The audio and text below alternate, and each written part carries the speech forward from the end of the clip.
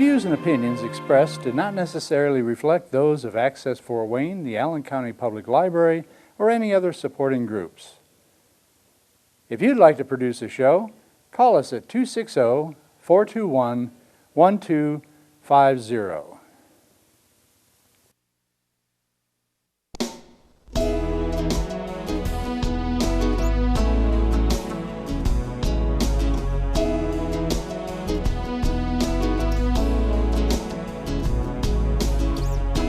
Let me be your lighthouse so I can show you the way.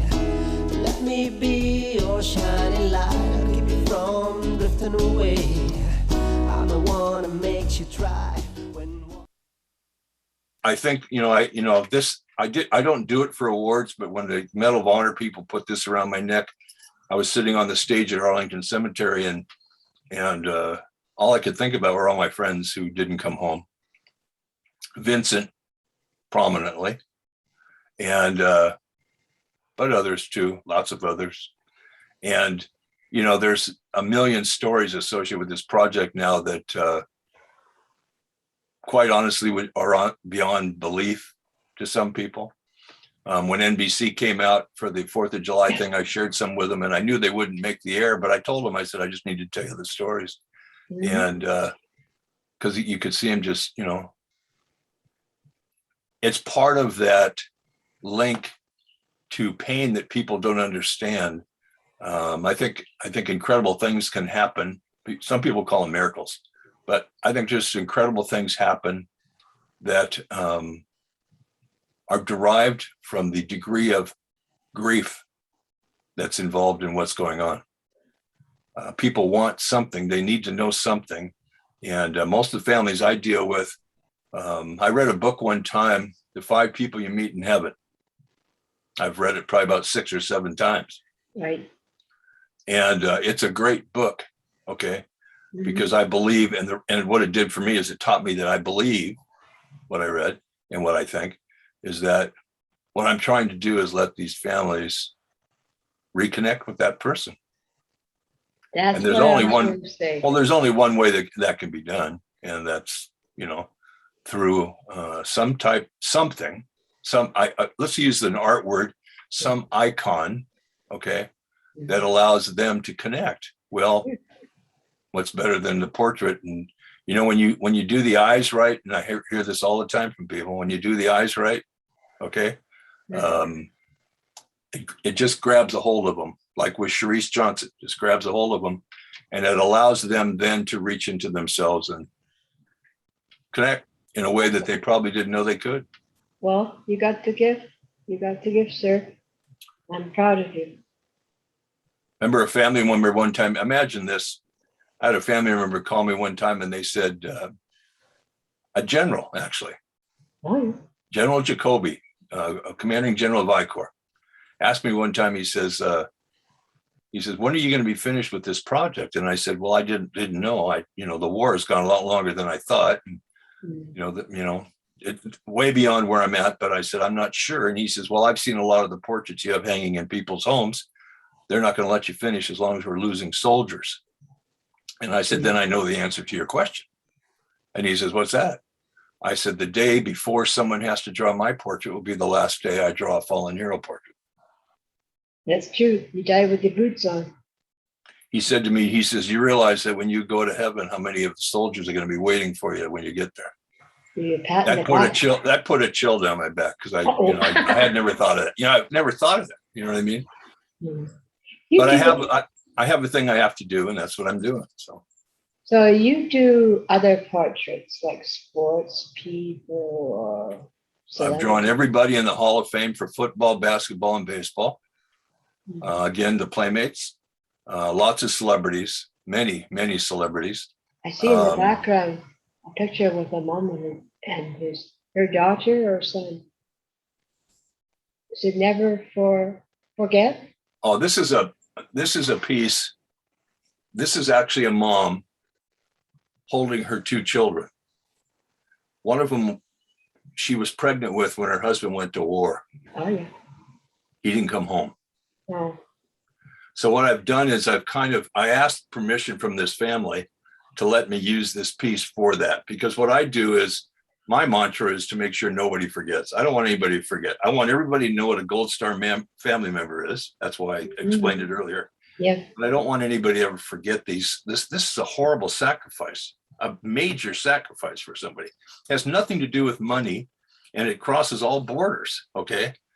If people, the only thing to, the families have personal grief and personal wishes, of course, but the thing that scares them, and I guarantee this, I've talked to not just 8,000 portraits, I've talked to 8,000 families. Okay. They're scared you'll forget. I assure them I won't let that happen. That's true. The main reason you and I are talking right now, seriously, isn't because I have time to do this, as wonderful as you are. Okay. I'm serious. Or NBC or any of those people. You have to remember, I work for free. I don't make any money on it off anything I do. You do? That's good. Not a penny. I mean, the commission portraits and the celebrity stuff, of course I do. That's But different. this stuff, no. And I do 2 of these a day. But what I'm here for is to make sure that, and I guarantee the families of this, I'll do everything I can possibly do to make sure people don't forget the sacrifices being made by Gold Star families, not just in the United States, but with all our allies. I'll tell you something interesting. The general who came from Poland to give me the Polish Armed Forces Medal said this. He said, do you realize what you did in Poland? Now you have to remember, there's a lot of people there who don't speak English. Okay. There's a huge book that was been made of this art. Okay. And what we did. But he said, what you did in Poland is you created a bridge. Again. And I didn't understand what he meant. Oh, yeah. He says, the people in Poland who are suffering because of the loss in the war now have this bridge to America, realizing that people in America, not just me, but you and other people, care. But He the says same. you created a bridge to caring. People that don't know an American at all, except for your picture now, Right. understand that there's people in America, another country, who actually care about their loss. How important is that, do you think, to life itself? Well, a lot of people think no one cares or anything like that. When you reach out to them, then they realize we're one human race, and we should be taking care of each other. I think we all have opportunities. I've always been the person who believes that I did this in a talk one time, and you can do this if you'd like and just try it. Just try this. Maybe your viewers, when they see this, can try this. I want you just to take a second, and actually being our age, I know for sure you've got either animals or people in your life you've lost. No question. Yeah. And I don't want to, I don't have to bring up that emotion, but I want you to try something. Now that I've said that, close your eyes for a minute. Open your eyes. What'd you see?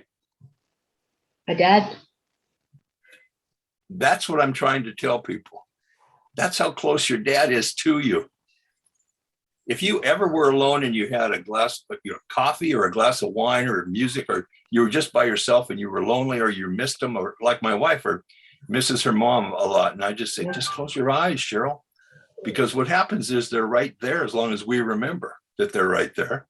And that person is there for you to touch. Recently I've been dreaming about my dad, him helping me in many things. It's really interesting. But what I was trying to explain, I'm hoping the viewers that watch this just take a second and do that. It's like,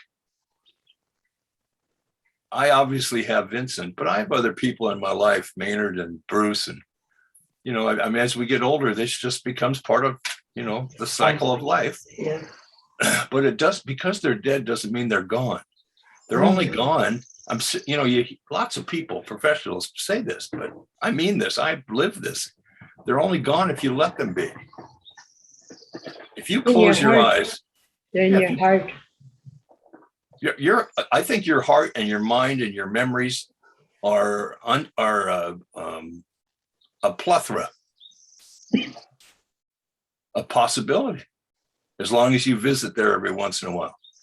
When a Okay. wife who's lost her husband, Oh, and you can only imagine, and maybe most people can't, I can, the amount of pain she's in and the loneliness. And she may have 3 or 4 kids, and that happens, or more. And a lot of unanswered questions and directions, nothing. It's just totally, horrible pain. right. And they get my portrait and they write me back someone who doesn't know me. They know me less. They don't know me as well as you know me. Okay. Right. They say to me, Mike, thanks for bringing my husband home. We needed him here. It's like a physical thing. Oh, I got to, I want to show you something I'm going to grab here. I should have had it prepared. I'm sorry. Aha. You see this? Yes, sir. Father and son. The son never saw the father. Mm. So at about 5 years old, I get a call from the mother, and I've already drawn the dad one time. Mm-hmm. And she was pregnant again with the son. Right. And the son was born, but he misses his dad terribly. And he knows he had a dad, and he probably knows as much as you can know when you're 5 years old. Right. But the emotional component that people have to really care to understand, the mother was telling me he's missing his dad. Can you help me with that? I said, you got a good picture of dad? And they said, yep. Another different one than I drew before. And you have a good picture of your son? And she said, she sent me a bunch. And so I put this together and sent it back to him. Father and son together. For his whole life, this young man will now have a picture of him and his father together. Something physical. It's right here. Yes. The mother said to me, she said, can I ask you why you chose to do the picture like that? Right. I said, because when your son, as he gets older and understands more, he'll understand that even dead, his father will always have his back. Yes. Because that's the way I drew the image. Look at them. It's They beautiful. look like they were standing right next to each other. Yeah, you did good. I mean, how long did it take you to draw them? I probably spent 20 hours just trying to come up with the right angles and making sure everything was in the right place and then actually do the art. Wow. But I do a lot of them like this. I wear a bracelet right now that's Oh, the mother called me and she said the same thing. My daughter's having nightmares. Can you draw a picture of her with her dad? And I did. I won't use their names because. yeah, don't have to. And so I sent this picture back to the mom, and they're good friends of mine still today. In fact, one of the bracelets that I wear all the time Oh, yeah. was made by her, Oh, made by the daughter. Howie. She just graduated from high school. Oh, my goodness. Just graduated from high school. Just sweet.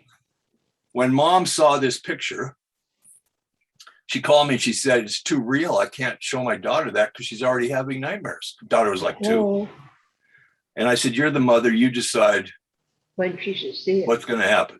Yeah. About a week later, she said, okay, I finally hung it in her bedroom. And I said, what happened? She said, the nightmare stopped. And now this young lady is this beautiful young high school graduate off just going to college. Like she's an artist. Like I said, she made me 2 bracelets that I wear every day. And, but that's what I'm doing.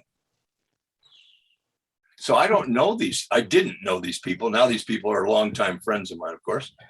But because I sat downstairs at my drawing table and decided to do this piece of art, and this is a hypothetical question that we can't answer. What difference did it make in her development? As long as you have a father figure around, or dad, for some reason that makes him stable. I call it the link. Like, yeah. As long as you have the link, and the link doesn't need to be physical. It's better if it is, but it doesn't need to be physical. It just needs to be in existence. This, look at his hands. Ah, They're around his daughter. You can't tell me as a little kid, and you know how little kids are, man, they see stuff like this, they cling on to it. yes. She's with her dad, and it took her nightmares away for a while. And for a while, protecting him. The picture you see in the back with the eagle. That's I have 15 posters that I take out when I go talk, that I display across the stage wherever I talk. They've actually been in Arlington. They're actually displayed across the country in various military bases, family centers. Good. Each poster has about 220, maybe 230 of the images I've drawn. That just happens to be poster number 1. We stopped making posters after 15 because I never get enough space when I go talk to show any more than 15 posters anyway. And then what I do at the end of my talk is I ask people to come up and understand these are all fallen heroes. And I said, just memorize one of those faces. They don't need to know the names. Just recognize and memorize a face. And then I said, when you go home tonight, before you go to bed, before you go to sleep, close your eyes like you did with your dad a minute ago. Remember that face and just say thank you, because they're listening. It's part of my drive to never forget. That's right. If you go, lest we forget. if you go on my website, the fallenheroproject.org, you'll see where it says gallery and posters, but the gallery has most of the drawings I've done. The posters only represents probably 30-40% of what I've done. But they all serve the same purpose, 2 purposes. One is to give a link to the family members in whatever form that ends up taking, because I don't drive that. I always say this, there's a message the dead person wants home, and they're using me to get it there. At least that's what I think. It's like building a bridge between them both. There's a, you hear about the rainbow bridge for animals to go to heaven, and they're all going to be there when you and I get there. And I believe that. I believe that. Too. And your dad will be there when you get there too. He'll be waiting for you. There's a whole thing. I gave a big speech for USAA about 4 years ago for Memorial Day, and there's a thing I call Life as a Journey.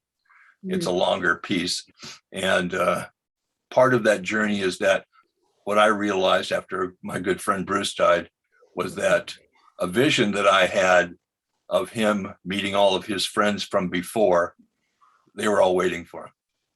Just like they will be for you and me and everybody else, any viewer of anything, those people are going to be waiting for you. So to be afraid of it, to be afraid of death it's a waste of your time, because everybody you loved and that you loved and they loved you, who's left before you will be there for you.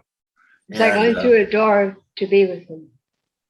Well, I think we have a purpose to live our life, to do the things that we're doing. It's like, I just think that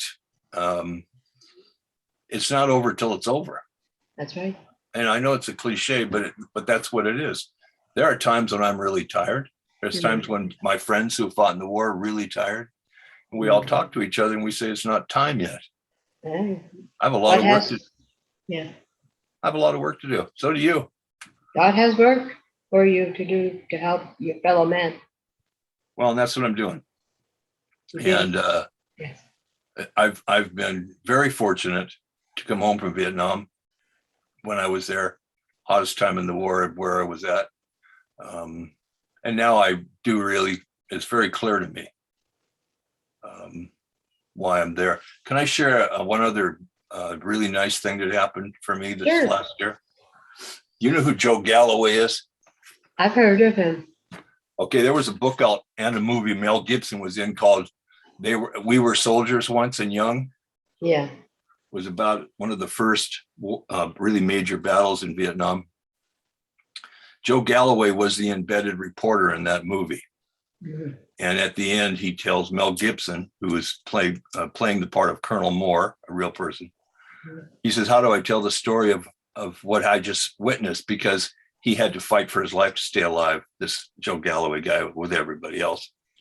And Colonel Moore at the time looks at him and says, you need to find a way to tell the story of my troopers and how they died. And the book, We Were Soldiers Once and Young, is the result of that comment in that book. Then the movie, of course, was made from the book.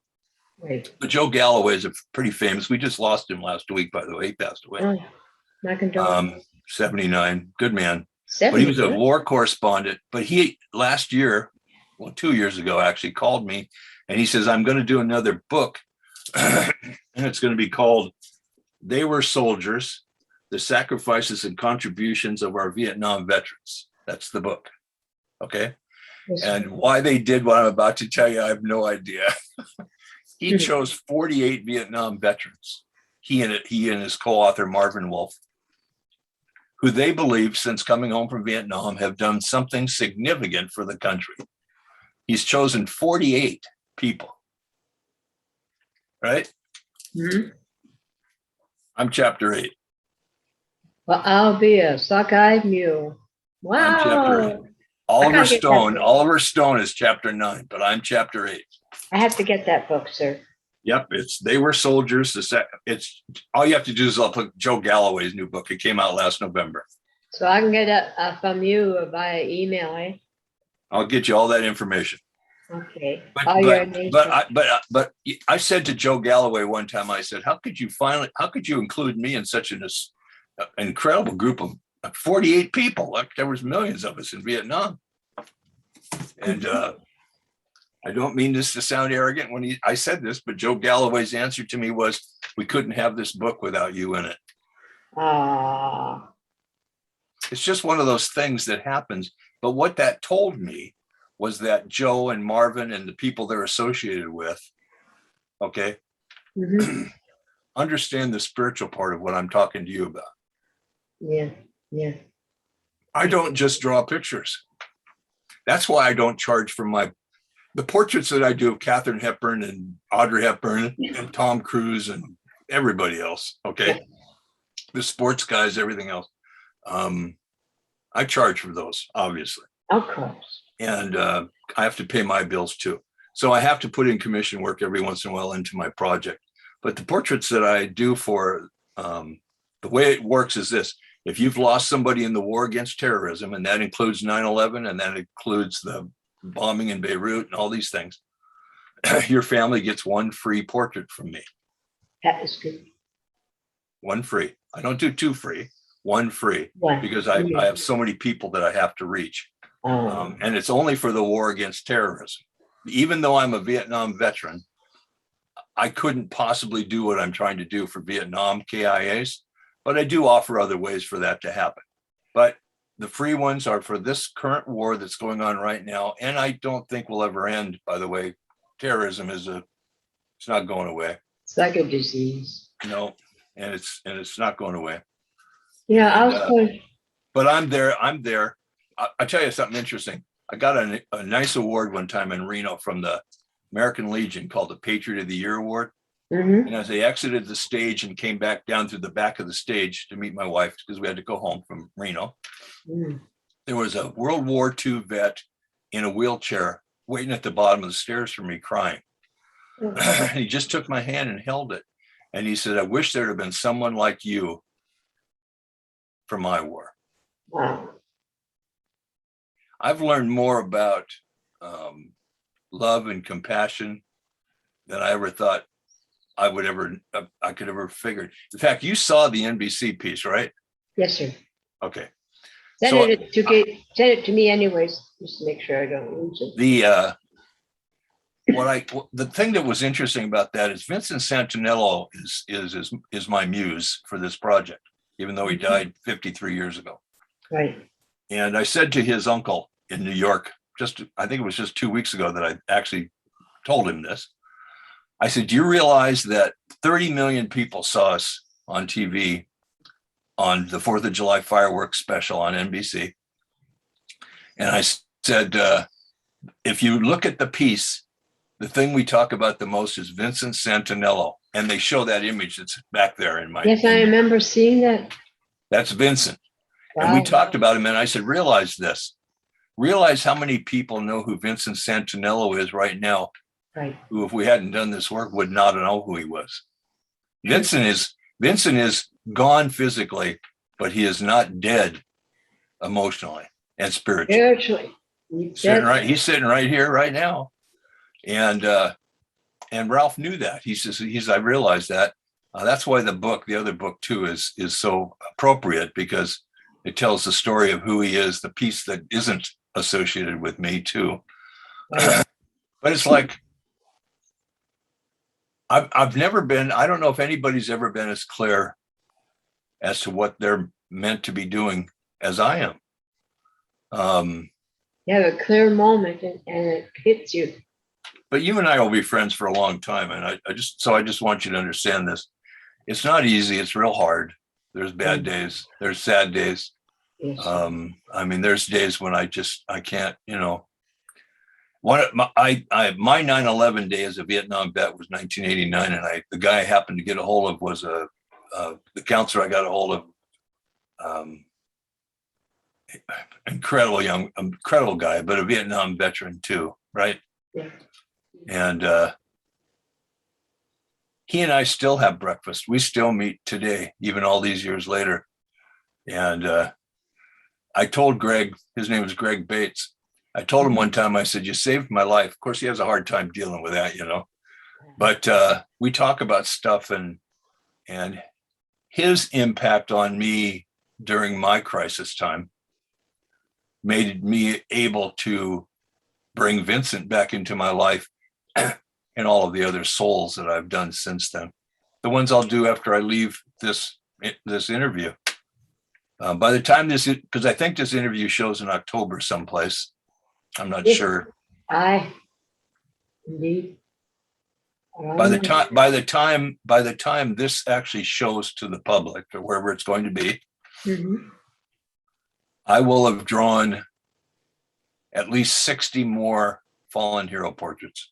You bet. 60 people that aren't home today will be. That's just the way my life is. And I will have walked another 400 or 500 miles. Keep up your spirit, man. The Lord is with you indeed. I'm doing that.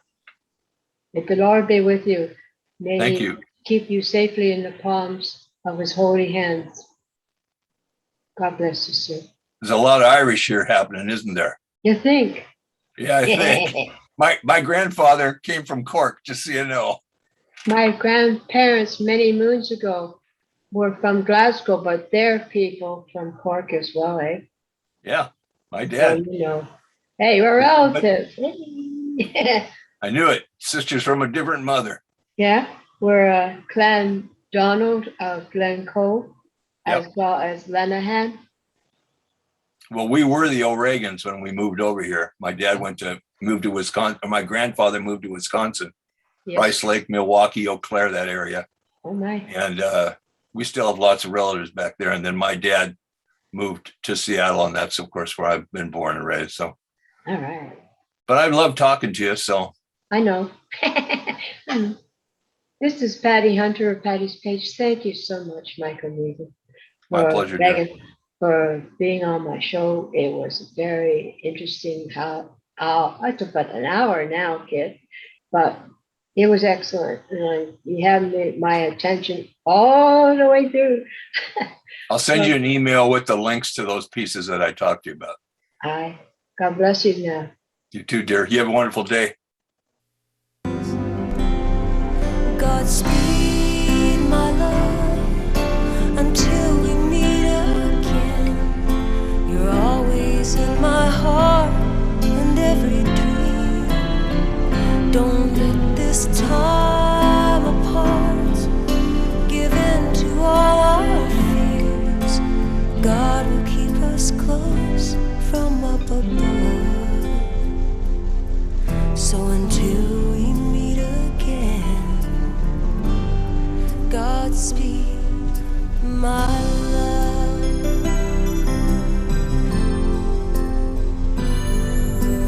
God is with us always, for the rest of all our lives.